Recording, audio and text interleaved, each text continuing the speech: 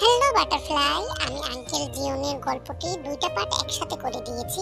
তোমরা যারা প্রথম পার্ট দেখেছো তারা 30 মিনিট পর থেকে দেখো, আর যারা দেখোনি তারা পুরোটাই দেখতে পারো। So let start. চাচার সাথে আমার বিয়ে হয়ে গেল। মানুষ শুনলে কি বলবে? সবকিছু এক মুহূর্তে উলটপালট হয়ে গেল। নিজের বান্ধবীর চাচার সঙ্গে আমার বিয়ে হয়েছে। কলেজে আমি মুখ কিভাবে দেখাবো, এগুলো ভাবতে ভাবতে চোখ দিয়ে টপ টপ করে পানি পড়ছিল তেল। এই তো কবুল বলার সঙ্গে সঙ্গে বর কোথায় যেন হাওয়া হয়ে গেল, তার খবর নেই। 1 ঘন্টা ধরে বসে আছি, তাকে কখনো দেখিনি। সে ইতালিতে থাকে। যখন আমি গেট দিয়ে প্রবেশ করি, দেখি বর স্টেজে বসে আছে। দেখে পুরোই শক খেয়েছিলাম। এত হ্যান্ডসাম আর সুদর্শন, এটা নাকি জিমিনের চাচা, এটা ভাবতেই অবাক লেগেছিল। তারা এখন বসে আছে শহরের সুনামধন্য এক কমিউনিটি সেন্টারে। এসেছিল বিয়ে খেতে, কিন্তু নিজেই এখন বউ। মাথা নিচু করে বসে আছে তে, পরনে সিম্পল একটা শাড়ি, যেমন দাওয়াত খেতে গিয়ে মানুষ যেরকম পরে। মাথায় হিজাব। তার মাথায় হাত বুলিয়ে সান্ত্বনা দেওয়ার মতো কেউ নেই। তবে ভুল হবে যদি বলে কেউ নেই, বান্ধবীটা আছে। জিমি তার মাথায় হাত বুলিয়ে দিচ্ছে, সবকিছু মেনে নিতে বলছে। সে সৎ মায়ের সংসারে থাকে, সেখানে যে কি জ্বালা, বাবা থেকেও নেই। সৎ মা যা বলে তাই হয়। একটা খারাপ কিছু হলে মানুষ বলে আল্লাহ যা করে ভালোর জন্যই করে, কিন্তু আমার মতো অভাগীর সঙ্গে কি কখনো ভালো হয়? বেকুবের মতো চোখ দিয়ে পানি পড়ছিল, অথচ এই চোখের পানি তো কত বছর আগেই শুকিয়ে গিয়েছিল। আজ আবার কেন জেগে উঠলো? ভাবতেই ঠোঁটের কোণে ভেঙে আসলো তাচ্ছিল্যের হাসি। দাওয়াতি অতিথিরাও অবাক। বিয়ে খেতে এসে এমন বদল, যার সঙ্গে বিয়ে হওয়ার কথা ছিল সে পালিয়েছে। ছেলেটা আজকেই বিয়ে করবে। যেদের কাছে হার মেনে পরিবারের সবাই তেকে রাজি করালো। সৎ মা তো বরাবরই লোভী। বড়লোক বাড়িতে মেয়ের বিয়ে দিলে অনেক লাভ। কথায় কথায় রাজি হয়ে গেল। কেমন করে মেয়েকে রাজি করলো কেউ বুঝলো না। এইতে ওঠ, এখন আমাদের যেতে হবে। এখান থেকে যেতে 8 ঘন্টা লাগবে। দাদিমা অনেক ঝামেলা করছে, এখনই বেরোতে হবে। মাথা তুলে তে তাকালো বান্ধবী জিমিনের দিকে। জিমিন আতঙ্কিত চোখে তাকালো তের দিকে। তের চোখ যেন লাল টুকটুকে হয়ে আছে, মনে হয় টোকা দিলে রক্ত ঝরবে। আচ্ছা, মেয়েটা কি খুব বেশি কেঁদেছে? তের চোখ দিয়ে আবারও পানি গড়ালো, কিন্তু আর নয়। জানিস জিমিন, আমি অভাগী, সবখানের ঝামেলা। ঠোঁটে তাচ্ছিল্যের হাসি। শুনতে জীবনে ওঠানামা থাকবেই, আর আমার চাচ্চু অনেক ভালো মানুষ। তুই খুব ভালো থাকবি। দাদিমা একটু ঝামেলা করবে, কিন্তু তার কারণ আছে, পরে সব শুনবি। পেছন থেকে জিমিনের বাবার গলার স্বর ভেসে এলো। জিমিন, তাড়াতাড়ি আয়, অনেক রাত হলো, দেরি হচ্ছে। তেকে সঙ্গে নিয়ে আয়, বলেই তিনি সামনে এগিয়ে গেলেন। জিমিন তের হাত ধরে হাঁটতে লাগলো। পেছন থেকে শোনা গেল কয়েকজন মহিলার ফিসফিসানি। জামাই সারা বউ কিভাবে শ্বশুর বাড়ি যাচ্ছে দেখো। আমার তো মনে হয় ছেলেটা মেয়েটাকে পছন্দ করেনি। ছেলে এত সুন্দর, আকাশের চাঁদ, আর কোথায় কি মাইয়াটা অনেক লোভী আছে, না হলে স্বামী ছাড়া শ্বশুর বাড়ি যায় কেমন করে? সব কথা কানে এলো। জিমিন ফিরে এসে মহিলাদের সামনে দাঁড়িয়ে বলল, তোমাদের বিয়ের দাওয়াত দিয়েছি, খেয়েছো, এখন গিফট দিয়ে চলে যাও। তোমাদের আর দরকার নেই এখানে। গ্রামের সিসি ক্যামেরা এখন শহরেও আছে। মহিলারা থমকে গেল। তারা কি গিফট দেবে না? এই মেয়েটা কেমন কথা বলল? জিমিন তের হাত ধরে গেটের সামনে এলো। ওখানে তের বাবা মা টেবিলে বসে হাসাহাসি করছে, অথচ মেয়ের বিদায়ের সময় বাবা মা অনেক কাঁদে। এখানে কিছুই হলো না। তে অবাক চোখে তাকালো বাবার দিকে। মনে হলো সে মরে গেল বাপের চোখে পানি আসবে না। কত বিয়ে সে দেখেছে, মেয়ের বিদায়ের সময় বাবা কান্না করে, মেয়ে কান্না করে, আর আমার বাবা আসর জমাইছে। চোখাচোখি হলো। বাবা উঠে এসে শুধু বলল, কিছু লাগবে? তে অবাক হলো। এই কেমন কথা? ইচ্ছে করছিল বলতে, আব্বু আমি তোমাকে খুব ভালোবাসি, তোমাকে রেখে যাচ্ছি, অথচ তুমি আমায় ভালোবাসো না। কিন্তু বলা হলো না। পেছন থেকে সৎমা এসে বলল, কিরে তাড়াতাড়ি যা, দেরি হচ্ছে, সবাই বসে আছে তো তোদের জন্য। জিমিন হাত ধরে গাড়িতে বসালো। তুই যাদের জন্য কষ্ট পাস তারা তোর জন্য কষ্ট পায় না, এটা কতবার বলেছি তোকে? তে জানলার বাইরে তাকিয়ে রইল। জিমিন, তুই ভিতরে আয়। সে ওখানেই দাঁড়িয়ে থাকুক দরজার বাইরে। কথা শুনে সবাই একসঙ্গে তাকালো কিমসুক জিনের দিকে। কি হলো, আসো। দাদিমা, ও কিভাবে বাইরে থাকবে? যার বউ সে বুঝবে। বাবা, তুমি চাচুকে ফোন দাও, আসতে বলো দ্রুত। দিচ্ছি। মা, তুমি এটা বেশি করছো না? আসতে দাও। বিয়ে বাড়ি, বিয়েতে কত লোকজন আছে, সবাই খারাপ ভাববে। খারাপ যা হওয়ার তা তো হয়েই গেছে, এখন আর খারাপ ভেবে কি হবে? জিন, তুমি বেশি করছো, ব্যাপারটা নিয়ে আমরা পরে আলোচনা করব। মা, তুমি ভিতরে আসো। ওই মেয়ে এই ঘরে ঢুকলে আমি এই বাড়ি থেকে বেরিয়ে যাব। জিন, উচ্চস্বরে বলে উঠল কিম নামজুন। তের ঠোঁটে সেই চিরচেনা তাচ্ছিল্যের হাসি। সে নিজের বাড়িতেই অবহেলায় বড় হয়েছে, সেখানে অন্যের বাড়িতে সম্মান পাওয়াটা বিলাসিতা। মাথা নিচু করে আঁচলের কোণা ধরে দাঁড়িয়ে আছে সে। তোমার ছেলে দেশে আসার 5 দিনের মধ্যে যা ইচ্ছে তাই করছে। কোন মেয়েকে দেখলো, বলল 72 ঘন্টার মধ্যে বিয়ে করবে। এখন সে মেয়ে কোথায়? অন্য মেয়ে বিয়ে করে নিয়ে এলো। ওই মেয়ে যে নেই, আমাকে একবার বলার প্রয়োজন মনে করলো না? কি হয়েছে এখানে? কথাটি পিছন থেকে বলে উঠল জিয়ন জাংকুক। ফর্সা গায়ের রং যেন সকালের প্রথম আলোয় মাখা চাঁদের মতো উজ্জ্বল।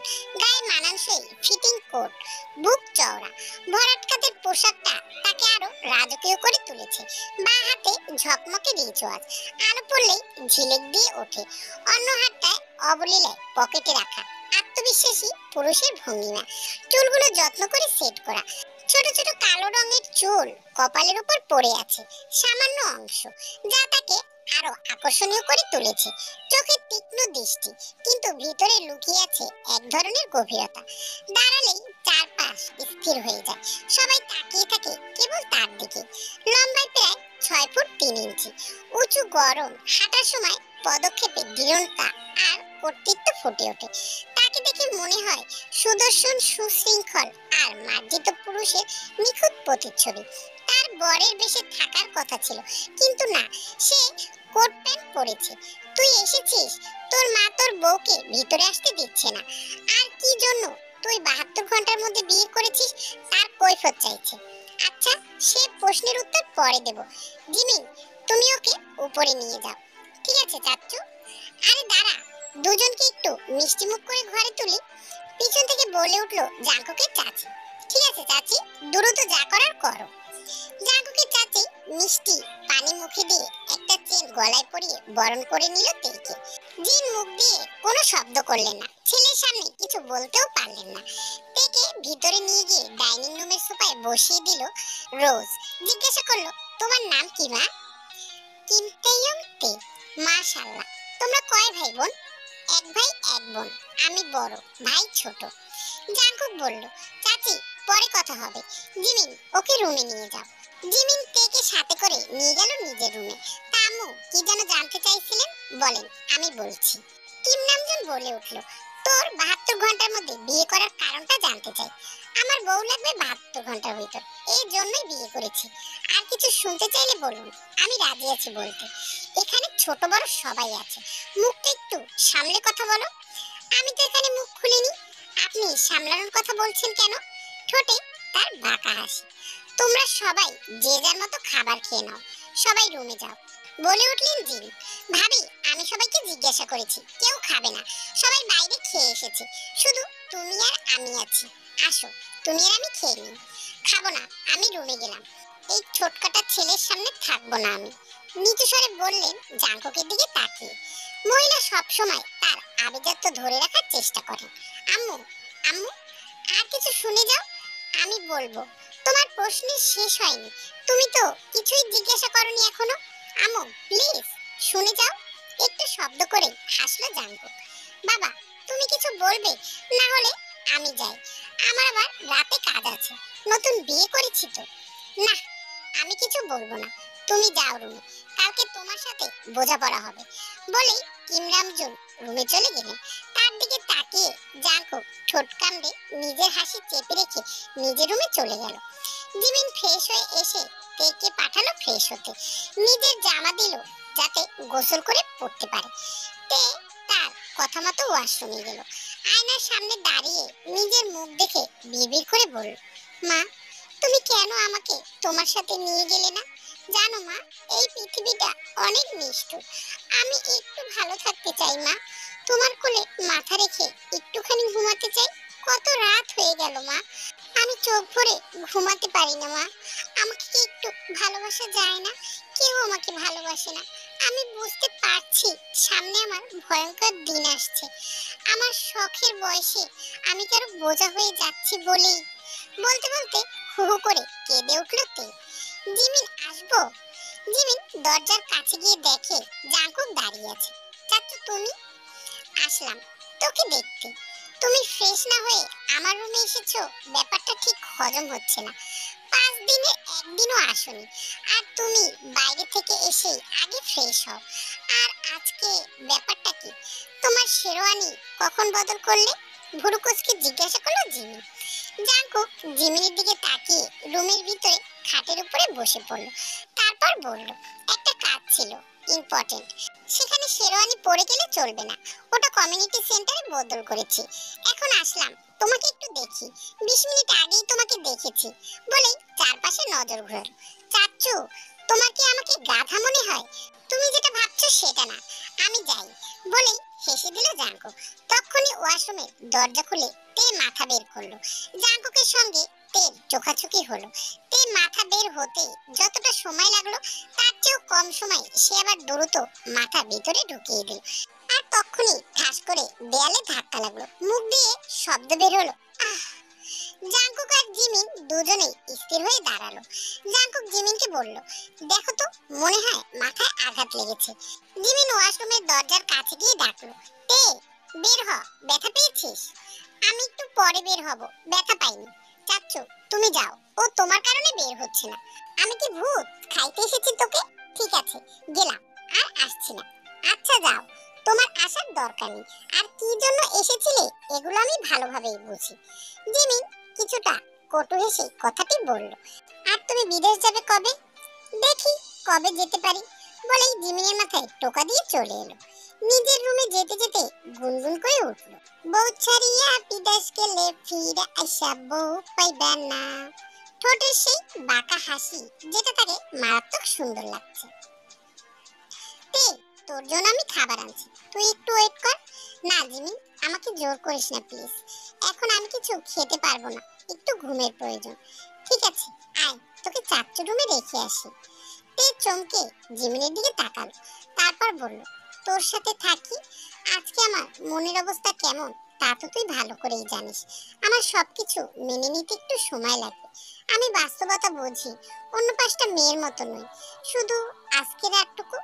ঠিক আছে, তাহলে তুই আমার কাছেই ঘুমা, আমি ছোট দাদুকে বলে আসি। জিমিন, আমার রুমে আসো তো একটু। জাঙ্কুকের কণ্ঠ শুনে তে ব্যালকনিতে দৌড়ালো। জিমিন একবার তাকিয়ে বাইরে এসে জাঙ্কুককে বলল, কি জন্য ডাকছো চাচ্চু? আমার কোটটা একটু গুছিয়ে রাখো। জিমিন রুমে গিয়ে কোটটা গুছিয়ে আবার নিজের কক্ষে ফিরে এলো। তখন জাঙ্কুক আবার ডাকলো, আমার জন্য 1 কাপ কফি দিতে বলো। জিমিন কাজের মহিলাকে বলে কফি পাঠালো। আসার আগে জাঙ্কুক আবার ডাকলো, চাচ্চু তুমি আর আমাকে ডাকবে না তো?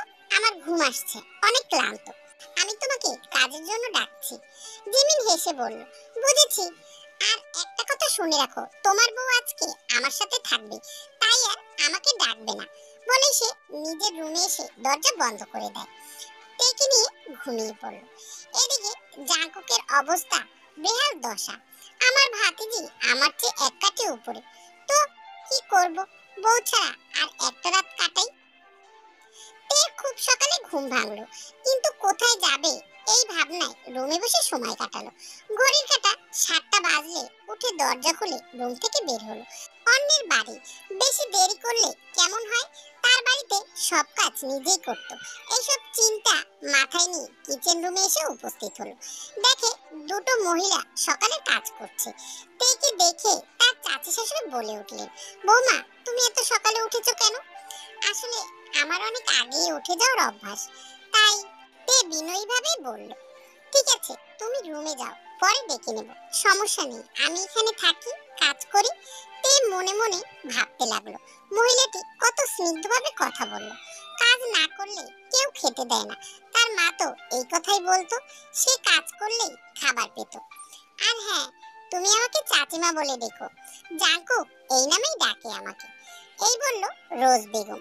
ঠিক আছে, আমিও তোমার সাথে একটু কাজ করব, ভালো লাগবে। রোজ সম্মতি দিল। ডাইনিং রুমে ব্রেকফাস্ট করতে সবাই উপস্থিত। তেসহ কাজের মহিলারা খাবার সেট করছে। তখন জিনের বোন জেনি বললেন, তা মেয়ে কখনো ভেবেছিলে এ বাড়ির বউ হবে? তে একবার চোখ তুলে তাকিয়ে আবার নিচু করে রাখলো। টেবিলে জিন রোজ বসে আছে।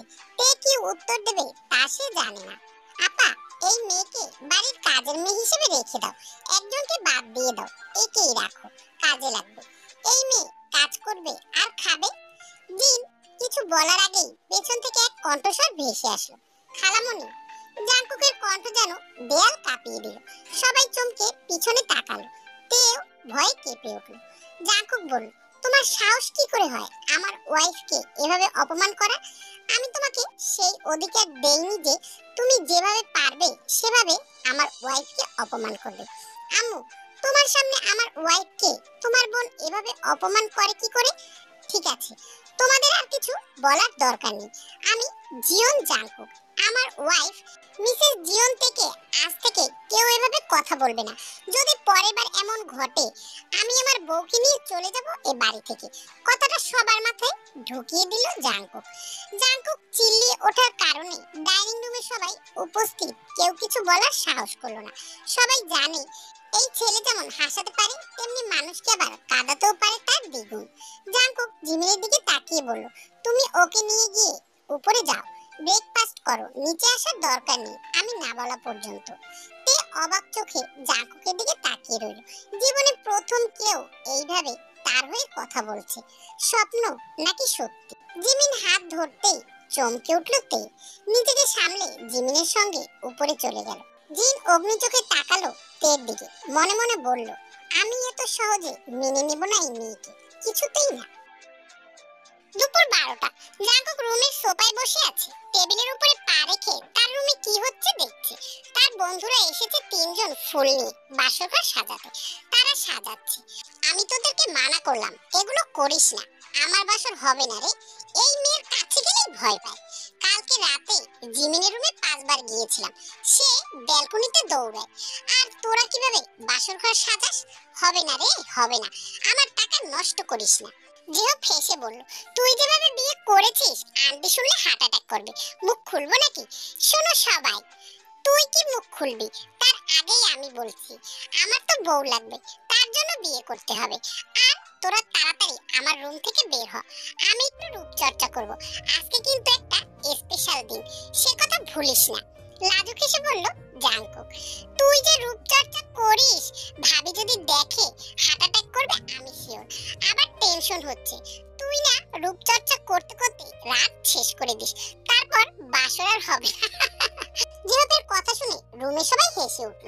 শালা, আমি রূপচর্চা করি বলে মেয়েরা লাইন দিয়ে দাঁড়ায়, আর তোরা মেয়ে দেখলেই তো কুকুরের মতো জিবরা বার করিস।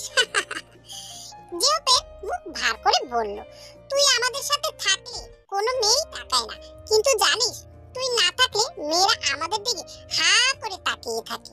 ও মামা, তাই নাকি? ঠিক আছে, একদিন আমি মাস্ক পরে থাকবো, তারপর তোরা 3জনে আমার সামনে দিয়ে চলে যাবে যেখানে মেয়েরা বেশি থাকবে। আমি তখন দেখব কোন মেয়ের রুচির দুর্ভিক্ষ পড়েছে যে তোদের দিকে তাকাবে। চাচু, আসবো? হ্যাঁ আসো। আজকে আমার ঘরে কি জন্য? কালকে আমি বলেছিলাম তাই তুমি আজকে আমাকে এইভাবে বলতেছো? মা, কালকে ওই দুঃখের কথা তুলো না প্লিজ। কিসের দুঃখ? আর তুমি তো আমাকেই ডাকছিলে। কিসের দুঃখ সেটা না বলি ওই যে লাকেজটা আছে না, সেটা নিয়ে যাও। তোমার বান্ধবীর সব জিনিসপত্র ওখানে আছে। দাদিমা ছোট দাদির হাতে গয়না পাঠিয়েছে আর বলেছে এগুলো পরে যেন বিকেলে রেডি হয়। ঠিক আছে, এগুলোও নিয়ে যাও। আর কি লাগে দেখো। আচ্ছা, তবে একটা কথা, এই যে চাচুর ঘর সাজাচ্ছ, আমাকে কিন্তু ভাগ দিতে হবে। টাকা না দিলে বউ নিয়ে আসবো না। আমরা কি জন্য দেব? তোমার চাচুই দেবে, তার কাছ থেকে নিও আলাদা করে। মা, ওরা যা চাইবে আমি তোমার হাতেই দেব। তাও তুমি দুঃখের কথা বলো না। চাচু, তোমার দুঃখের কথা কোনটা? আমিও শুনতে চাই। জিও হেসে বলল, আরে ওর দুঃখের কথা বোঝো নাই ওর। জিওপের কথা শেষ হওয়ার আগেই জাঙ্কুক বলে উঠল, তুমি যাও, ওরা ফাজলামি করছে, তুমি তাড়াতাড়ি তাড়াতাড়ি রেডি হও। ঠিক আছে বলেই জিমিন লাকিস নিয়ে চলে গেল।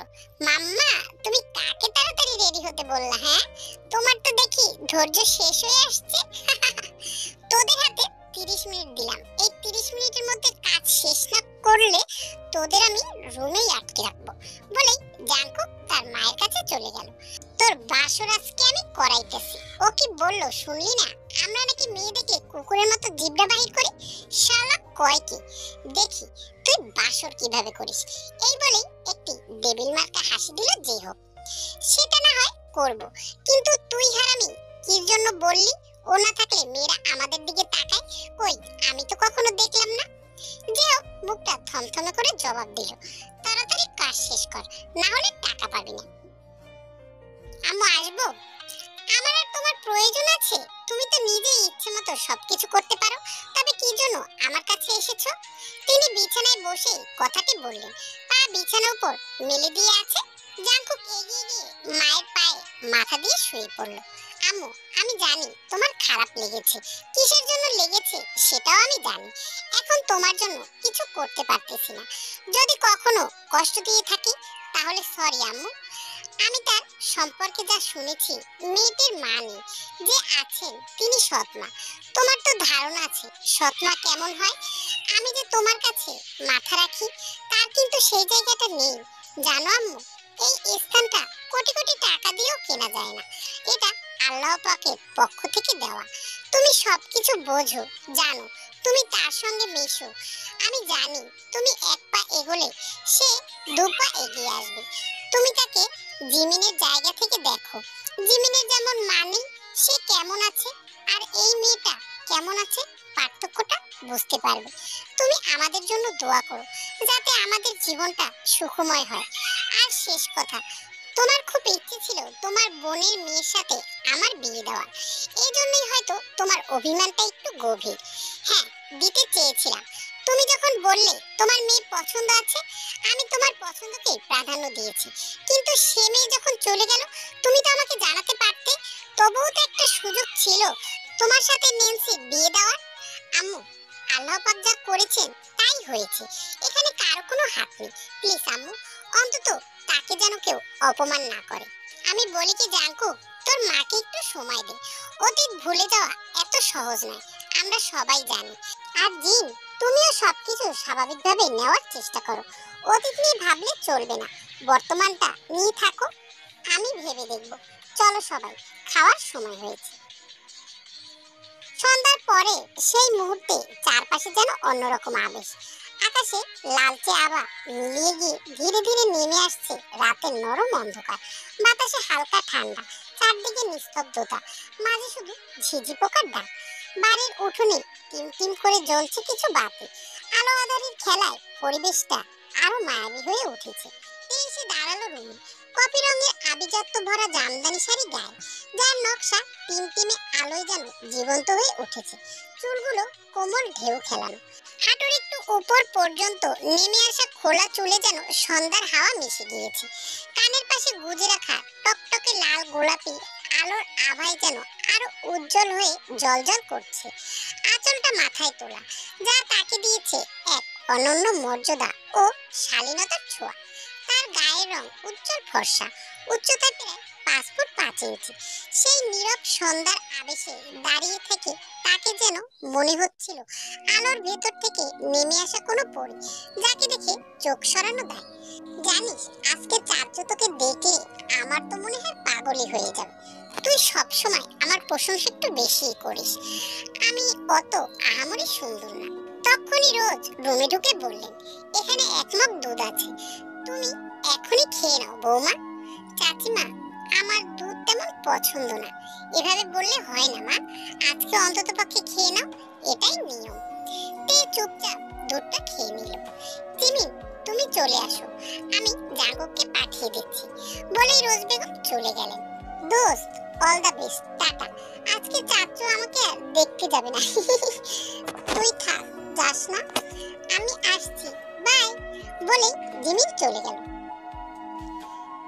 এবার চারপাশে চারপাশে নজর দিয়ে রুমটা দেখতে শুরু করলো। প্রথমেই চোখ পড়লো সোনালী ঝাড়বাতির নরম আলোয়। সেই আলোয় পুরো ঘরটা যেন রাজপ্রাসাদের মতো ঝলমল করছে। মাঝখানে রাখা বিশাল কিং সাইজের বেড, সাদা সিল্কের চাদর মোড়ানো, তার উপরে ছড়িয়ে আছে লাল গোলাপের পাপড়ি। চারদিকে ক্যানোপির জাল দুলছে বাতাসে, যা ঘরটাকে আরো রহস্যময় আর রোমান্টিক করে তুলেছে। মেঝেতে নরম পার্সিয়ান কার্পেট, দেয়ালে হালকা কারুকাজ, আর জানলায় গাঢ় মেরুনের পর্দা। একপাশে ছোট্ট টেবিল, ফল সাজানো। সব মিলিয়ে ঘরটা যেন এক অভিজাত স্বপ্নপুরী, যেখানে সৌন্দর্যের সঙ্গে মিশে আছে রাজকীয়তার মর্যাদার আবেশ। ঠিক তখনই দরজা খোলার শব্দ হলো। তের বুকটা ধক করে উঠল। পিছনে ঘুরে সে দেখলো জাঙ্কুক এসেছে। আসবো? হালকা ধূসর পাঞ্জাবি পরে, মুখে একরাশ ক্লান্তি, আর চোখে এক গভীর শান্ত আলোর ঝিলিক। জাঙ্কুক থমকে দাঁড়ালো দরজার কাছে। কিছুক্ষণ দুজনেই নীরবে তাকিয়ে রইল একে অপরের দিকে। মুহূর্তটা যেন থেমে গেল। বাতাসে মিশে থাকা গোলাপের গন্ধ, হালকা ঝিঝি পোকার ডাক, আর সেই নরম আলোয় দুজনের ছায়া মিলে তৈরি হলো এক অদ্ভুত আবেশ। আসবো? জাঙ্কুকের কণ্ঠে অচেনা এক কোমলতা। ঘরে এক মুহূর্তের নীরবতা নেমে এলো। বাইরের বাতাসে জানালার পর্দা দুলছে, ক্যানোপিনের জালটা হালকা লড়ছে, গোলাপি পাপড়িগুলো যেন দমকা হাওয়ায় ফিসফিস করছে। এর উত্তরে তে কি দেবে বুঝে উঠতে পারল না। ঘর তো তারই, সবকিছুই তার। জাঙ্কুককে দেখা মাত্র চোখ নামিয়ে নিল সে। জাঙ্কুক মুচকি এসে দরজাটা আস্তে করে বন্ধ করে দিল। দরজার শব্দে তের শরীর হালকা কেঁপে উঠল। জাঙ্কুক তার সামনে এসে দাঁড়াতেই তে নিচু হয়ে সালাম দিতে গেল। জাঙ্কুক এক পা পিছিয়ে যায়। কি করছো এগুলো? আমার পছন্দ না। চাচিমা বলেছেন সালাম করতে হয়, এটাই নিয়ম। এটা আমাদের ইসলামে নেই, তাই নিয়মও নেই। যেটা আছে সেটা করো। স্বামীর সেবা, তাতেই আমি খুশি। প্রথম কথাগুলো ঠিকঠাক ছিল, কিন্তু পরের কথাগুলো শোনার জন্য তে প্রস্তুত ছিল না। সে হঠাৎ মুখ ঘুরিয়ে নিল। জাঙ্কুক তা দেখে রুমের লাইটের দিকে এগোলো আর বিড়বিড় করে বলল, এই লাইটে কি আর বউ দেখা যায়? বউ তো দেখতে হয় সাদা বাতির আলো। সে সুইচ টিপ দিল, কিন্তু লাইট জ্বলে না। দু তিনবার চাপ দিয়েও কিছু হলো না। জাঙ্কুক হালকা এসে মনে মনে বলল, আমার বউকে দেখে লাইটের কপালে ফেটে গেল নাকি? এর দুঃখ আমি এখন কোথায় রাখি? সে ব্যালকনিতে গিয়ে লাইট অন করলো। দরজার ঠিক সামনে লাইট থাকায় ঘরটা আলোয় ভরে গেল। ঘরে ফিরে জাঙ্কুক সরাসরি তাকালো তের দিকে। তের চোখ দুটো যেন নতুন করে ঝলমল করছে। আগেও দেখেছে, কিন্তু আজ অন্যরকম লাগছে। মায়াবী, স্নিগ্ধ, অপার্থিব। তে একটু অপ্রস্তুত হয়ে নড়ে চড়ে উঠল। লজ্জায় তার মুখ লাল হয়ে গেছে। জাঙ্কুকের ঠোঁটে ফুটে উঠল চির চেনা সে বাঁকা হাসি। সে ঠোঁট চেপে ধরে তাকালো লাইটের দিকে। লাইট নেই। তাকিয়ে সে বুঝে ফেলেছে তার বন্ধুরাই এসব করেছে। মনে মনে হাসলো, এরা এত ভালো কেন রে? জাঙ্কুক আলমারি খুলে দুটো প্যাকেট বের করে আনলো। একটা তের দিকে বাড়িয়ে বলল, এখানে আমাদের দেনমোহরের 10 লক্ষ টাকার মধ্যে 3 লক্ষ নগদ আছে, আর বাকি 7 লক্ষের একটি চেক আছে। যখন ইচ্ছে তুমি তুলে নিও। তে অবাক হয়ে বলল, এত টাকা দিয়ে আমি কি করব? আমার লাগবে না, এখন রাখো, পরে যা ইচ্ছে করো, আপনার কাছেই থাকো। আচ্ছা, তবে এটা আমার তরফ থেকে ছোট্ট একটি উপহার। বলেই তের হাতে ছোট্ট একটি বক্স তুলে দিল। তে খুলে দেখে একটা পাথরের ডায়মন্ডের লকেট সহ চেন। সে বিস্মিত জাঙ্কুকের দিকে তাকিয়ে রইল। জাঙ্কুক তখন আলমারির পাশে কিছু ঠিকঠাক করছিল। তের মনে হচ্ছিল, এগুলো কি সত্যিই ঘটছে, নাকি আমি কোনো স্বপ্নে আছি, যা কখনো ভাবিনি, কখনো কল্পনা করিনি, তাই আজ সত্যি হচ্ছে। কি হলো ম্যাডাম, কোথায় হারিয়ে গেলে? জাঙ্কুকের ডাকে তের চিন্তার জাল ছিঁড়ে গেল। তেমন কিছু না, এই চেনটা সবসময় পরে থাকবা। দাও, আমি পরিয়ে দিই। আমি তোমাকে স্পর্শ করতে পারি? তে কেঁপে উঠল। কিছুক্ষণ নীরব থেকে ধীরে বলল, আমি একটু সময় চাইছিলাম। জাঙ্কুক হেসে উঠল, আল্লাহ, আমি ওই স্পর্শের কথা বলিনি। চেনটা পরিয়ে দিতে যে স্পর্শ লাগে সেটার কথা বলেছিলাম। তের মুখ লজ্জায় লাল নীল হয়ে গেল। সে কি ভেবেছে? জাঙ্কুক মৃদু হাসি মুখে টেনে চেনটা তার গলায় পরিয়ে দিল। তের প্রতিটি স্পর্শে কেঁপে উঠল। মুহূর্তে থেমে রইল বাতাস। তে হালকা হাই তুলল। জাঙ্কুক তা দেখে বলল, ঘুম পেয়ে গেছে নাকি? তাহলে যাও, দ্রুত ড্রেস চেঞ্জ করে ফ্রেশ হয়ে এসো। তে একটি সুতি শাড়ি পরে ওয়াশরুম থেকে বের হলো। এদিকে জাঙ্কুক 2-3 বার হাই তোলে। সে একটু অবাক হয়ে বলে, আজকে তো ঘুম আসার কথা না, এমন কি কারণে চোখে ঘুম ধরেছে? সাধারণত রাত 2টা-3টা পর্যন্ত জেগে থাকি, আর আজকের এই বিশেষ দিনে ঘুম কিভাবে আসলো? তে দ্রুত ফ্রেশ হয়ে বিছানায় শুয়ে পড়ল। সে কোনো রকম বিছানার উপর থেকে গোলাপের পাপড়ি সরায়, মাঝখানে কোলবালিশটা দিতে ভুল করেনি। জাঙ্কুক দ্রুত ফ্রেশ হয়ে আসে, গায়ে শুধু টি-শার্ট আর ট্রাউজার পরে। তে চোখ খুলে বলে, কোলবালিশটা মাঝখানে আছে, আপনি সরাবেন না। আর তার বিড়বিড় করা কথাগুলো ঠিকভাবে শোনা যায়নি। জাঙ্কুক কোলবালিশের দিকে একবার তাকিয়ে হাসি দিয়ে বলল, মন চাই তোরে লাথি মেরে বৃন্দাবন পাঠাই দি, শালার কোলবালিশ। এরপর আর শোনা যায়নি কোনো শব্দ। দুজনেই ঘুমিয়ে পড়ে। সকালবেলা জাঙ্কুকের ঘুম ভাঙে হাতের কাছে ভারী কিছু অনুভব করে। তাকালে দেখে তে তার বুকের সঙ্গে লেপ্টে আছে। চুল ও শাড়ি সব এলোমেলো। এই দৃশ্য দেখে জাঙ্কুকের মুখে এক মুচকি হাসি ফুটে উঠল। মনে পড়ে রাতে সে কোলবালিশের মাঝখানে দিয়ে শুয়েছিল, আর এখন সেই কোলবালিশের বর্ডার ছুটে গেছে। তের ঘুমন্ত মুখের দিকে কিছুক্ষণ তাকিয়ে দেখে ঠোঁটের কাছে একটি কালো তিল। তিলের কারণে তার ঠোঁটের সৌন্দর্য দ্বিগুণ হয়ে গেছে। জাঙ্কুক কিছু মনে পড়ায় আগে দ্রুত উঠে পড়ে, তারপর আবার একটু নিচু হয়ে তের মাথায় একটি চুমু দিয়ে বলে, এটা আমার হক। যদি সবকিছু ছেড়ে দেই তাহলে ব্যাপারটা কেমন দাঁড়ায়? মানুষ শুনলে কি বলবে? একটা মান সম্মান আছে তো, যে বাসরাতে বউকে একটা চুমু দিতেও পারলো না। তাই এটা বলেই জাঙ্কুক তের শাড়ি ঠিক করে চলে যায়। তের ঘুম ভাঙে সকাল 8টার দিকে। এত বেলা পর্যন্ত সে সাধারণত ঘুমায় না। আজ কি হলো বুঝতে পারে না। মাথাটাও কেমন ভার লাগছে। কোনো রকমে ফ্রেশ হয়ে নিচে নামে। ড্রয়িং রুমে পা রাখতেই কানে আসে খালা শাশুড়ির কথাগুলো। আপা, জমিদারের বেটি উঠেছে, চা বিস্কুট করে দাও। জীবনে কি কোনোদিনও এরকম বাড়িতে থেকেছে নাকি? বাপ মা কোনো শিক্ষা দীক্ষা দেয়নি বুঝি। চুপ থাক। সরি, আমি আসলে বুঝিনি এত দেরি হয়ে গেছে। আমার সকালে ওঠার অভ্যাস আছে। আজকে বুঝলাম না হঠাৎ এরকম কেন হলো। নিচু স্বরে বলল তে। জিন তীক্ষ্ণ দৃষ্টিতে তাকিয়ে বললেন, বড়লোক বাড়ির হাওয়া পেলে সবকিছুই পাল্টে যায়। জমিদার জমিদার ভাব আসে। তা তোমার বাড়ি থেকে কেউ ফোন দেয় না নাকি? নাকি মেয়ে বিয়ে দিয়ে দায়মুক্ত হয়েছে সবাই? তে শান্ত গলায় বলল, আমার আম্মু নেই, যিনি আছেন তিনি সৎ মা। তাহলে তারা কি ফোন দিতে পারে না? আমাকে উনি পছন্দ করেন না। ওহ, তাই তো, এজন্যই সুযোগ বুঝে ঘাট থেকে ঝামেলা বিদায় করে দিয়েছে। এর কথা শেষ করার আগে বলে ফেলল তার খালা শাশুড়ি। জিন কাজের মহিলাকে ডেকে বললেন, সকালের ব্রেকফাস্ট দাও, করুক। আর শোনো, কাল থেকে সকালে উঠবে। এই বলে তিনি ধীর পায়ে নিজের রুমের দিকে চলে গেলেন। তে দাঁড়িয়ে থাকে চুপচাপ, চোখে ক্লান্তি, মুখে অব্যক্ত কষ্টের ছায়া। জাঙ্কুক কিছুক্ষণ আগে জিহবদের ফোন দিয়ে ওদের বাড়ি থেকে নিয়ে এসেছে, যাতে সকালের খাবার এখানেই খায়। তারা খুশি মনেই এসেছে, কিন্তু জাঙ্কুক তাদের গেস্ট রুমে বসিয়ে রেখে বাইরের দরজা দিয়ে চলে গেছে। যাওয়ার সময় বলে গেল ভিডিও কল দিচ্ছি। তে রুমে নেই। জাঙ্কুক সোফার উপরে পায়ের উপরে পা দিয়ে বসে আছে। ফোন হাতে নিয়ে বন্ধুদের কাছে কল লাগিয়ে বলল, বিশ্বাস কর বন্ধু, যখন দেখলাম ঘরের লাইট নেই আমি তো সেই খুশি। তোরা যদি সামনে থাকতিস তো তিনটাকে একটা করে চুমু দিতাম। এটাই হলো আমার অনুভূতি। মনে মনে তোদের জন্য গুনগুন করে গানও গাইতেছিলাম, কিন্তু পরে দুজনেই ঘুমিয়ে পড়ি।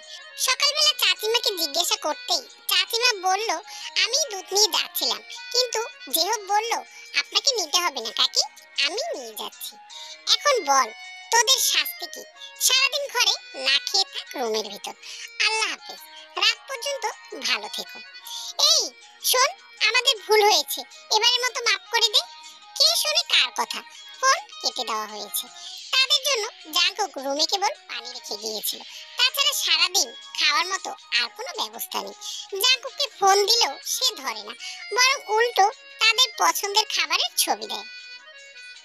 রাতে ডিনার চলছে, সবাই খেতে বসেছে।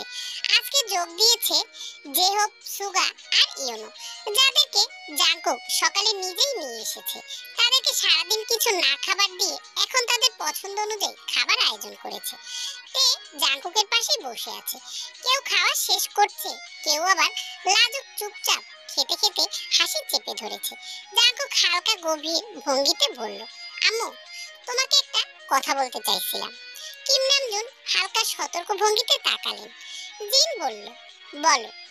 জাঙ্কুক ধীরে হাসি চেপে ধরে বলল, আম্মু, তুমি কি আমার জন্য হানিমুন কম্বোটা দিতে পারো? আমি কিছু মনে করব না।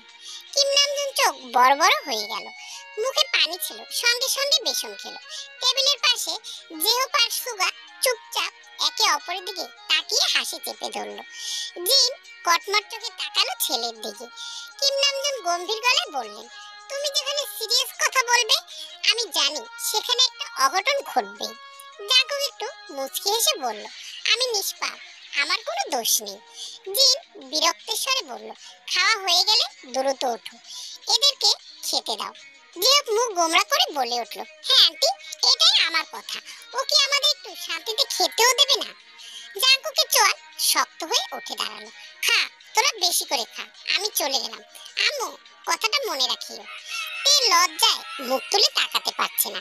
জাঙ্কুক যখন বেসিনে গিয়ে হাত ধুচ্ছে, তখন জিমিন হেসে উঠল, চাচ্চু, কালকে আমার বান্ধবীকে কেমন লেগেছে বলো না, বলো। জাঙ্কুক একটু ঠোঁট নেড়ে বলল, দেখতেই তো পারলাম না, বলবো কিভাবে? কি বললে? কিছুই তো শুনতে পাচ্ছি না। জাঙ্কুক মুচকি এসে বলল, বলেছি মাশাআল্লাহ। জিমিন ভুরু কুঁচকে বলল, না না চাচ্চু, তুমি অন্য কিছু বলেছো। ওটা যেন কি ছিল?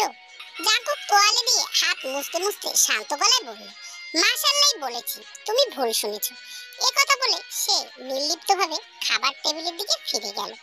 জিমিন হতবুদ্ধি হয়ে দাঁড়িয়ে রইল, মনে মনে বলল, কি রহস্যময় মানুষ। যাজ্ঞা, আমার বান্ধবীকে দেখে মাশাআল্লাহ বলেছে, এটাও বা কম কিসে? জাঙ্কুক টেবিলে গিয়ে দেখে সবার খাওয়া শেষ করে উঠে গেছে, শুধু তার তিন বন্ধু জেও, সুগা আর ইয়োনো এখনো বসে আছে। জাঙ্কুক ভুরু তুলে বলল, তিন বেলার ভাত একবেলা খেতে বসেছিস নাকি? ওটে বা। জেও মুখ তুলে বলল, দোস্ত, ভাত খেতে খেতে তোকে একটি কথা দিচ্ছি, আগামী 6 মাসের মধ্যে তোর বাসরের ব্যবস্থা করে ফেলবো, তাও এখন একটু শান্তিতে ভাত খেতে দে। জাঙ্কুক চারপাশে একবার চোখ বুলিয়ে জেহপের দিকে তাকালো। কি বললি? আর একবার বল। জেহপ গলা কাঁপিয়ে বলল, 6 মাস। জাঙ্কুক ঠোঁটে ব্যঙ্গ হাসি টেনে বলল, থাক, বাকিটা বলিস না। বাকিটা বললে আগামী 26 ঘন্টা তোকে না খাইয়ে রাখবো। 6 ঘন্টার কথা বললে হয়তো ভাবতাম, কিন্তু 6 মাস। এখন দ্রুত খা আর রুমে যা, আমি আসছি। সুগা বলল, মামা, এবারের মতো মাফ করে দে, আর রুমে ডাকিস না। জাঙ্কুক ভুরু তুলে চোখ বড় করে ফেললো। তোদের চিন্তা ভাবনা এত নেগেটিভ কেন রে? আমি কি সেটা নাকি? ছি ছি ছি, কি দুঃখের কথা। ইউনো জেহপ আর সুগার দিকে তাকিয়ে বলল, তোদের আগেই বলেছিলাম দুধের সঙ্গে ঘুমের ওষুধ মেশাস না। বিয়ে করার জন্য যে এত উতলা হয়েছিল, তখনই বুঝেছিলাম বাসন নিয়ে কতটা উতলা। বন্ধু, বিশ্বাস কর, আমার কোনো দোষ নাই। এরা জোর করে আমাকে ফাঁসিয়ে দিয়েছে। যা ইচ্ছে কর, আমি কিন্তু নির্দোষ। জাঙ্কুক হেসে বলল, তুই তো আমাকে আগে বলতে পারতিস, কিন্তু তুইও বলিসনি। এখন আর ছাড়া পাবি না। মেন দরজা লক করা, রুমে আয় দ্রুত। আমি বসে আছি তোদের জন্য। তিন বন্ধু একে অপরের দিকে মুখে তাকিয়ে হা করে রইল। জেহপ ধীরে বলল, এইবার মনে হয় আমরা সত্যিই ফাঁসলাম। জাঙ্কুক তখন ঠোঁটের কোণে দুষ্ট হাসি টেনে বলল, আজকের রাতটা মনে রাখবে রে, বাসর রাত না হোক, ফাঁসর রাত তো বটেই। তিন বন্ধু একে অপরের দিকে তাকিয়ে হতভম্ব মুখে চেয়ে রইল, আর জাঙ্কুক শান্ত মুখে ভিতরে চলে গেল। ঠোঁটের কোণে রহস্যময় হাসি খেলে যাচ্ছিল। জাঙ্কুক ওদের সাথে কথা বলে কিচেনে এসে দেখে তে কাজ করছে। জাঙ্কুককে দেখে কাজের মহিলা বললেন, বাবা, কিছু লাগবে? তে ঘাড় ঘুরিয়ে দেখে জাঙ্কুক দরজার সামনে দাঁড়িয়ে আছে। চোখে চোখ পড়তেই সে দ্রুত আবার নামিয়ে নিল। জাঙ্কুক হালকা গলায় বিড়বিড় করে বলল, বউ লাগবে। খালা বললেন, কি বললে? জাঙ্কুক তাড়াতাড়ি বলল, না খালা, কফির কথা বলতে আসছিলাম। ঠিক আছে বাবা, তুমি যাও, আমি পাঠিয়ে দিচ্ছি। জাঙ্কুক বলল, একটু দ্রুত খালা প্লিজ। খালা মুচকি এসে বলল, বুঝতে পারছি বাবা, তোমার কোন কফি লাগবে। কখনো তো দেখিনি তোমাকে রান্নাঘরে আসতে, ডাইনিং থেকেই তো বলো খালা কফি লাগবে। আর আজ তোমার বউকে কাজ করতে নিষেধ করছো? সে বলেছে কাজ না করলে তার ভালো লাগে না। হায় আল্লাহ! জাঙ্কুকের দৃষ্টি তখন তের দিকে। সে নিজের মতোই কাজ করছে, চোখ তুলে তাকাচ্ছেও না। জাঙ্কুক দু হাতে নিজের কপালের চুলগুলো পেছনে ঠেলে দিয়ে হেসে বলল, খালা আপনিও না আশেপাশে মানুষ দেখেন, এভাবে বললে তারা লজ্জায় মাটির সাথে মিশে যাবে। এই কথা শুনে খালা একটু জোরেই হেসে উঠল। তের অবস্থা তখন লজ্জায় মরে মরে মনে মনে বলল, এই লোকটা কতটা ঠোঁটকাটা আল্লাহই ভালো জানে, কপালে কি আছে। মায়ের কাছে হানিমুনের টিকিট চাই, হানিমুনের কথা ভাবতেই আমার লজ্জা লাগে, আর সে মাকে বলতেছে হানিমুন কম্বো দাও। আল্লাহ, এ কেমন মানুষ রে বাবা! আমার বাসরঘর সাজানোর জন্য তোরা যেন কত টাকা নিলি? গেস্ট রুমের সোফায় বসে কথাটি ছুড়ল জাঙ্কুক। যে ধীর গলায় বলল, 15,000। জাঙ্কুক ভুরু কুঁচকে বলল, এত আস্তে বলিস কেন, জোরে বল। আর বাকি 5,000 কে ধরবে? সুগা সঙ্গে সঙ্গে বলল, ওটা তোর ভাতিজি নিয়েছে, সে তোর বউকে সাজিয়েছে তাই। জাঙ্কুক ভুরু কুঁচকে বলল, তোরা বাসরঘর না সাজালে সে আমার বউকে সাজাতে পারতো না, তাই দায়ভার তোদেরই। শোন, আমি বেশি কথা বলবো না, রাত ইতিমধ্যে 10টা পেরিয়ে গেছে, কাল অফিস আছে, বউটাকেও তো আদর করতে হবে। এখন সোজা কথা হলো, বন্ধুর বাসর ঘরে দুধের মধ্যে ঘুমের ওষুধ মেশানোর অপরাধে 50,000 টাকা জরিমানা করা হলো। কাল সকালে এই টাকা দিয়ে 3 জনের রুম থেকে বের হবি। আর হ্যাঁ, না দিলে খালি পেটেই থাকিস আবার। উঠে দাঁড়িয়ে দরজার দিকে হাঁটতে হাঁটতে জাঙ্কুক হেসে বলল, আমি গেলাম, টাটা, বাই বাই। এই রুমে কফির কাপ হাতে নিয়ে এসে দাঁড়িয়ে আছে, মানুষ নেই। ঠিক তখনই জাঙ্কুক ঢোকে। তে শান্ত গলায় বলল, আপনার কফি।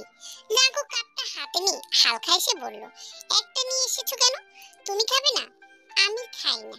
ও আচ্ছা, তাহলে আসো ব্যালকনিতে বসি, একটু গল্প করি। গল্প করতে কি ভালো লাগবে আমার সাথে? কখনো তো গল্প করিনি আপনার সাথে, আজ করে দেখি, তারপরে বলবো। জাঙ্কুক এক চিলতে মুচকি হাসি দিয়ে বলল, আসো। ব্যালকনিতে দুটি চেয়ার আর একটি ছোট্ট টেবিল রাখা, দুজনে সেখানে বসে পড়ল। চারপাশে হালকা আলো ছড়িয়ে আছে, আচ্ছা সেই পরিবেশে দুজনে নিঃশব্দ বসে থাকা, তবুও যেন গল্প বলছে নীরবে। তুমি আমার সম্পর্কে কি জানো? জাঙ্কুকের ভিতরে মৃদু হাসি ধরে রেখে প্রশ্ন করলো, তেমন কিছু না, শুধু জানি আপনি ইতালিতে ছিলেন, আগে দেশে আসা যাওয়া করতেন, এবার প্রায় 2 বছর পর এসেছেন। জিমিন বলেছিল 6-7 দিন হলো এসেছেন। ও, শুধু এটুকুই জানো? জি। ঠিক আছে, তাহলে শোনো, আমার বাবা ফ্যাশন বিজনেস ছিল, আমি ইতালিতে ফ্যাশনের পড়াশোনা করেছি, সেখানে নিজের ব্র্যান্ডের স্টুডিও চালাই, ডিজাইনার এবং কালেকশন হাতে ধরে পরিপাটিভাবে তৈরি করছি। শুধু পড়াশোনা নয়, ওখানকার ব্যবসায়িক পরিবেশ, আন্তর্জাতিক মার্কেট, ব্র্যান্ড ম্যানেজমেন্ট সবকিছুই শিখেছি। নিজে প্রতিষ্ঠিত ব্র্যান্ডের পাশাপাশি বাংলাদেশেও শাখা খুলেছি, যাতে দেশের বাইরেও আধুনিক ফ্যাশনের স্পর্শ লাগে। জাঙ্কুক হালকা হাসি দিয়ে এগিয়ে বলল, সবকিছু গুছিয়ে পরিকল্পনা করে এগোতে আমি পছন্দ করি, তাই ডিজাইন, প্রোডাকশন, মার্কেটিং সবকিছু ব্যালেন্স রাখি। ব্যবসা শুধু লাভের জন্য নয়, বরং স্বপ্ন বাস্তবায়নের একটি অংশ। যে হোক, সুগা আর ইউনো এরা না থাকলে সম্ভব হতো না, ওরা আমার অনেকটা জুড়ে আছে। তে নিঃশব্দে শুনছিল, চোখে আগ্রহ, মুখে হালকা বিস্ময়ের ছাপ। জাঙ্কুকের বর্ণনা শুধু তার ব্যবসার সফলতা নয়, বরং তার সংযম, স্বাচ্ছন্দ্য ও স্টাইলের প্রতিফলনও ফুটিয়ে তুলেছে। তারা আরো নানা গল্প করলো।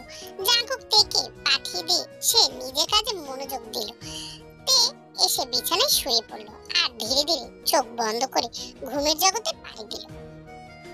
জাঙ্কুক একদম অফিসের গেটআপে রেডি হয়ে জেহবদের কাছে গেল, গিয়ে বলল, কি রে, থাকবি নাকি যাবি?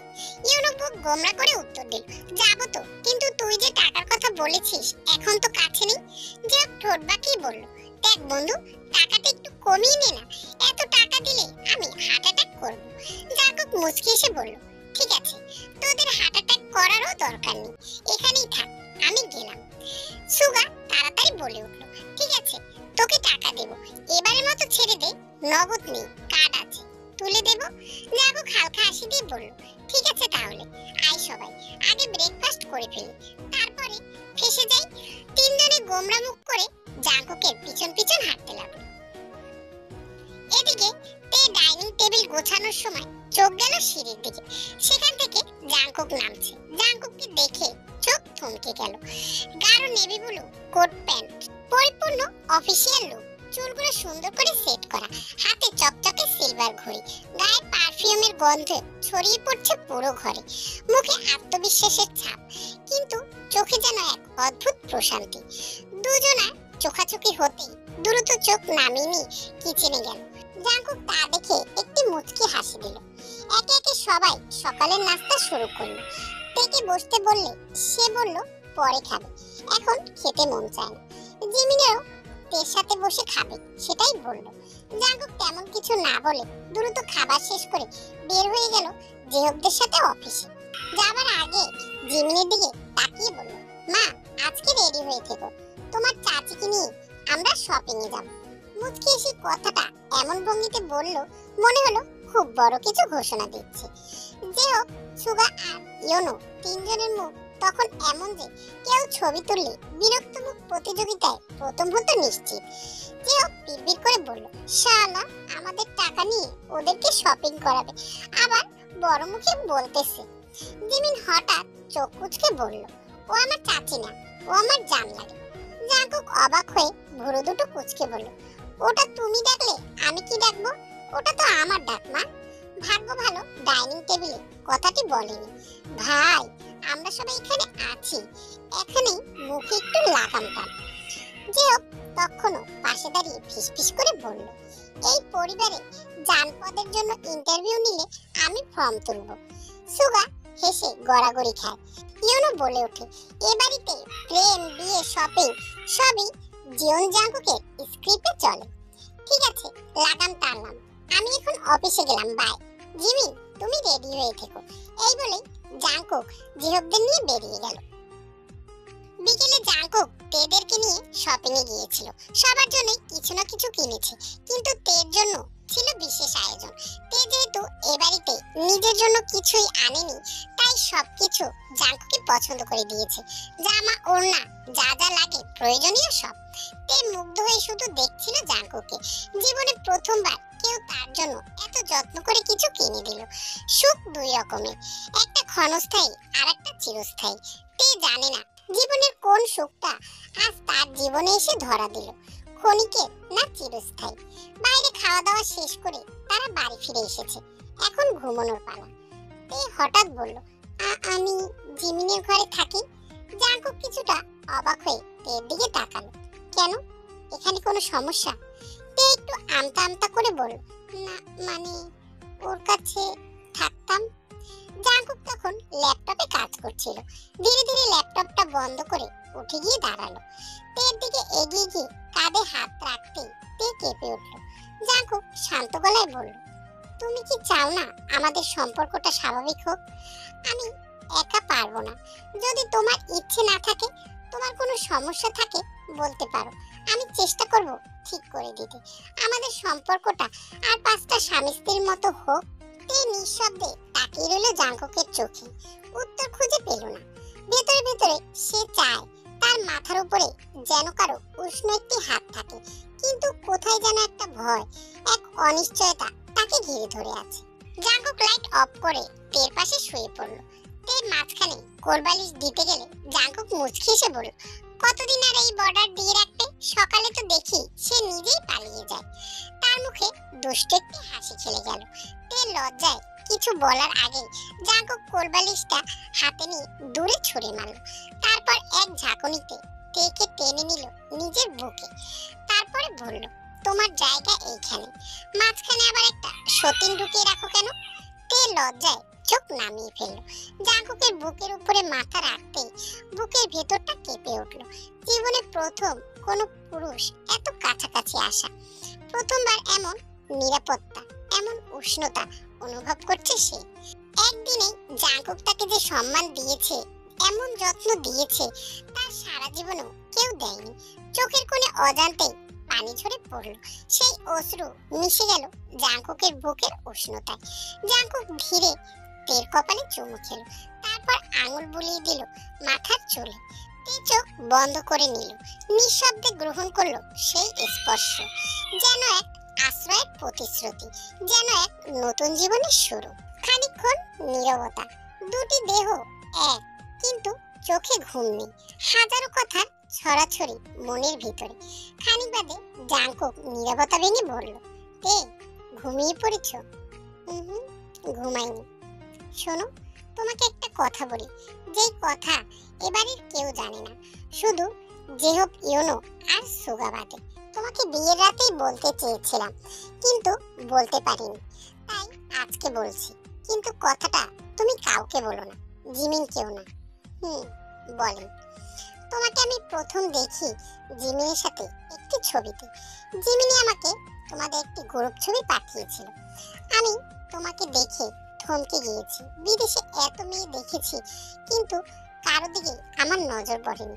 তোমার ওই চোখে যেন আমি হারিয়ে গিয়েছি। তারপরে জিমিনের কাছ থেকে খবর নিলাম।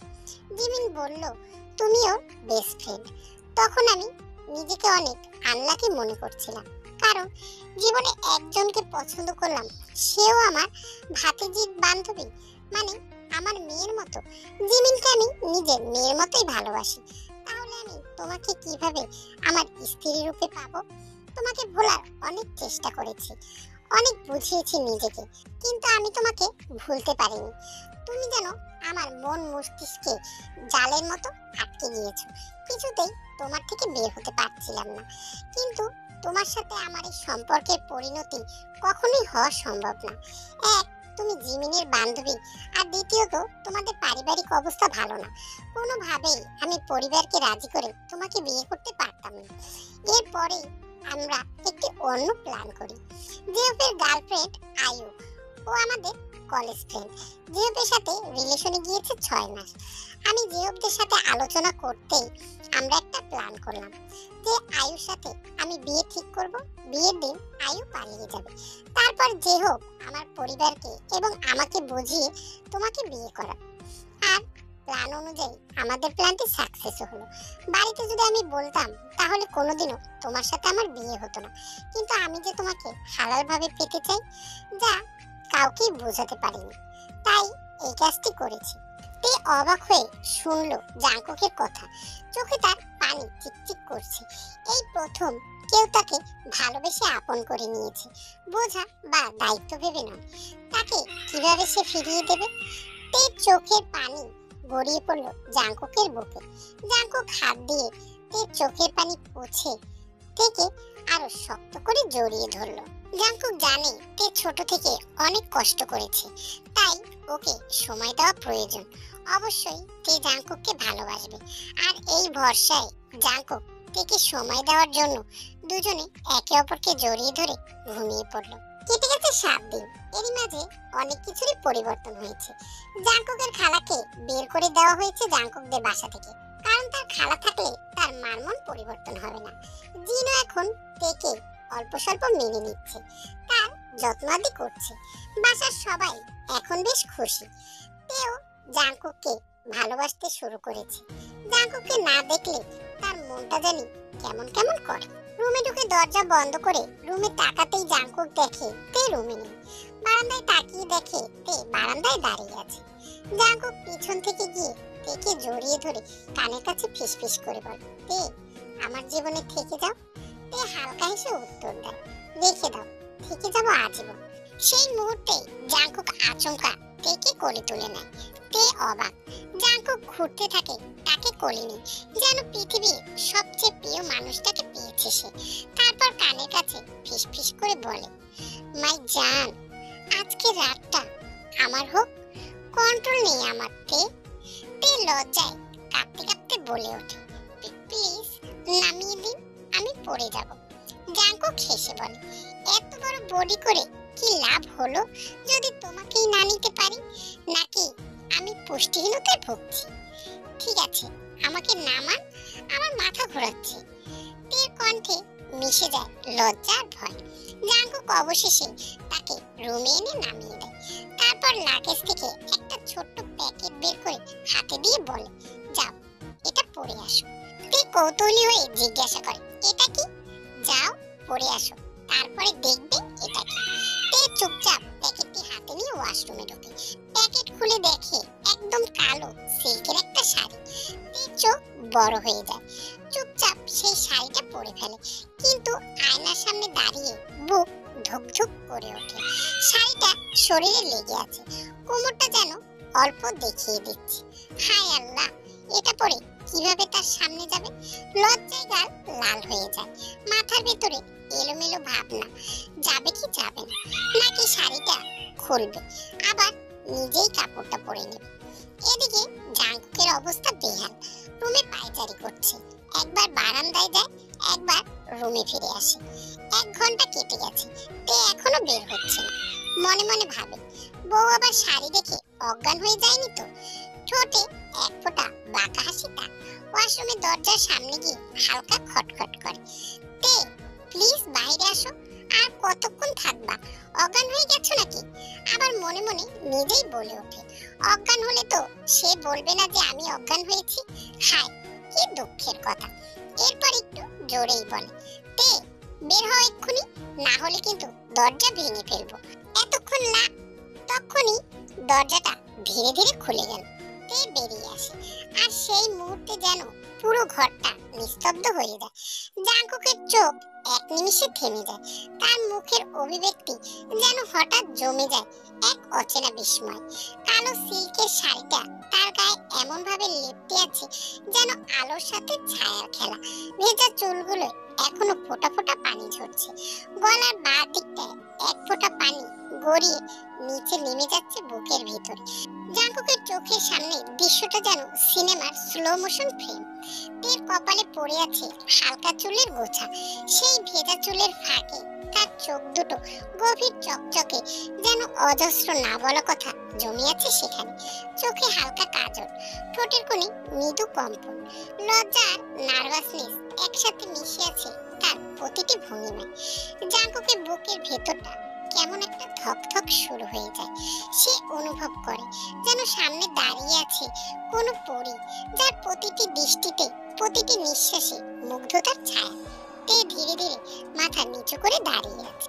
ঘরের বাতাসে এখন এক ধরনের নিস্তব্ধ উত্তেজনা, একটা অদৃশ্য ঘনত্ব ছড়িয়ে পড়েছে চারপাশে। জাঙ্কুক পাথরের মতো স্থির, শুধু চোখ নড়ছে ধীরে ধীরে, চুল থেকে গলা, গলা থেকে শাড়ি পর্যন্ত। তে তার দৃষ্টি টের পেয়ে ফিসফিস করে বলে ওঠে, এভাবে তাকিয়েছেন কেন? জাঙ্কুক একটু এগিয়ে আসে, তার কণ্ঠ ভারী, নিঃশ্বাসে ভেসে আসে উষ্ণতা। কারণ আমি আজ বুঝলাম, কালো রং কখনো অন্ধকার নয়। যখন সেটা তোমার গায়ে, তখন সেটা আলো হয়ে গেল। তে লজ্জায় মুখ নিচু করে ফেলে, চোখের পাতায় এক চিলতে হাসি খেলে যায়। জাঙ্কুকের মনে হয় এই হাসিটাই পৃথিবীর সবচেয়ে সুন্দর জিনিস। তারপর জাঙ্কুক তের হাতটা ধরে বলল, তুমি জানো তে, এই রাতটা আলাদা। তে আস্তে জিজ্ঞাসা করে, কেন আলাদা? কারণ আজ আমি তোমাকে শুধু চোখে না, মনে রাখতে চাই। তের বুকের ভিতরে ধুক ধুক শব্দটা যেন ঘরের নিস্তব্ধতায় স্পষ্ট শোনা যায়। জাঙ্কুক হাত বাড়িয়ে তার মুখের পাশে থাকা চুলগুলো সরিয়ে দেয়, আঙুল ছুঁয়ে যায় গালে, আর সেই ছোঁয়াতেই তে চোখ বন্ধ করে ফেলে। বাইরে এক ঝলক বাতাস এসে পর্দা উড়িয়ে দেয়। চাঁদের আলো এসে পড়ে তের মুখে, অর্ধেক আলো অর্ধেক ছায়া। জাঙ্কুকের মনে হলো এর চেয়ে সুন্দর কিছু পৃথিবীতে নেই। তে চোখ খুলে তাকায়, দুজনের চোখে এক নিঃশব্দ আলাপন। কিছু বলার নেই, বোঝারও কিছু নেই, শুধু অনুভব। জাঙ্কুক আস্তে করে বলে ওঠে, তুমি ভয় পাচ্ছ? তে কোনো কথা বলে না। জাঙ্কুক ধীরে ধীরে এক পা এগিয়ে আসে, তের হাতটা ধরে নেয়। এইভাবে এগোবেন না। জাঙ্কুক মুচকি এসে ফিসফিস করে বলে, না পারবো না জান। তের চোখে জল চিকচিক করে, হাসি মিশে যায় তাতে। জাঙ্কুক বলে, তোমার চোখে আমার পৃথিবী। জাঙ্কুক হঠাৎ টেকে কোলে তুলে নিল। তে পড়ে যাওয়ার ভয়ে জাঙ্কুকের গলা জাপটে ধরে ফেলল। জাঙ্কুক সেটা দেখে মুচকি এসে টেকে নিয়ে ব্যালকনির দোলনায় বসালো। সেখানে নীল নরম আলোয় গল্প যেন নীরবে বলে যায়। তে গলা ছেড়ে দিতে চাইলে জাঙ্কুক মৃদুস্বরে বলল, ধরে থাকো, ভালো লাগছে। তের অবস্থা মরি মরি ভাব, তবুও সে ধরে রইল। সে এতটা ছোট নয় যে এইসব বোঝে না। স্বামী তার উপরে ভক্ত আছে। পুরুষ মানুষ নিজেকে আর কতটুকু কন্ট্রোলে রাখবে? তের ভাবনার ভেতরে হঠাৎ জাঙ্কুক বলে উঠল, তোমাকে একটা গান শোনাবো, শুনবে? তে হালকা হেসে ধীর কণ্ঠে উত্তর দিল, শুনবো। তারপর জাঙ্কুক ধীরে ধীরে গুনগুন করে উঠল। তে চোখ বন্ধ করে গানটা শুনলো। জাঙ্কুক আবার তেকে রুমে নিয়ে আসে কোলে করে। জাঙ্কুক বলে উঠল, তে, আমাদের সম্পর্কটা এগিয়ে নিয়ে যেতে চাই, তোমার কি সম্মতি আছে? তে লজ্জায় জাঙ্কুকের বুকে মুখ লুকায়। জাঙ্কুক সেদিকে তাকিয়ে বাঁকা হাসি দিয়ে তেকে ধার করালো। তারপর জাঙ্কুকের কপালে চুমু দিয়ে কানের কাছে একটি চুমু খেলো। জাঙ্কুক তে শাড়ির নিচ দিয়ে পেটে হাত দিয়ে চেপে ধরল। তে সর্বশরীর কেঁপে উঠল, চোখ বন্ধ করে নিল। জাঙ্কুক ধীরে ধীরে তের ঠোঁট জোড়া দখল করে নিল। কিছুক্ষণ থাকার পর তের মনে হইতেছে নিঃশ্বাস নিতে পারছে না, মুখ দিয়ে কোনো শব্দ বাহিরে আসছে না। তে জাঙ্কুককে ধাক্কা দিলেও সরাতে পারল না। একটু পর জাঙ্কুক তেকে ছেড়ে দিল। দুজনে কয়েকবার নিঃশ্বাস নিল। জাঙ্কুক থেকে বিছানায় শোয়, চোখে চোখ রেখে ঝুঁকে এলো আরো কাছে। তের দম বন্ধ হয়ে আসছিল, ঠোঁট থেকে বেরোলো অস্পষ্ট শব্দ, কিন্তু সেই নাতে প্রতিবাদ ছিল না, ছিল লজ্জা আর কাঁপুনি।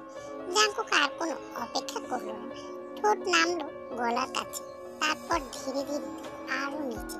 প্রতিটা ছোঁয়ায় যেন আগুনের স্ফুলিঙ্গ। তের শরীর বেঁকে উঠলো অজান্তে, ঠোঁট থেকে বেরোলো চাপা আর্তনাদ। জাঙ্কুক ফিসফিস করে বলল, আজ আমি তোমাকে আমার করে নেব। আমার আজ উপোস ভাঙার দিন। 27 বছর পর জান, তুমি আমাকে সাহায্য করবে? তের হাত দুটো শক্ত করে চেপে ধরল জাঙ্কুকের কাঁধে।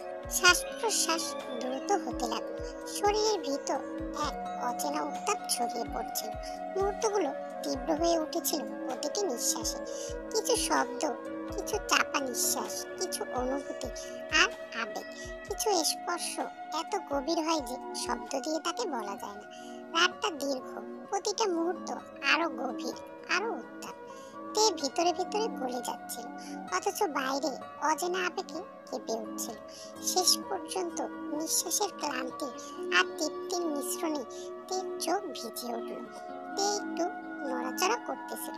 তের এই নড়াচড়া জাঙ্কুকের মোটেও পছন্দ হচ্ছিল না। তাই জাঙ্কুক ফিসফিস করে বলে উঠল, চিংড়ি মাছের মতো লাফাইতেছো কেন জান? নড়ে না, আমার ডিস্টার্ব হচ্ছে তো। এই রাতটা ছিল তাদের জীবনের সবচেয়ে তীব্র, সবচেয়ে আবেগঘন রাত।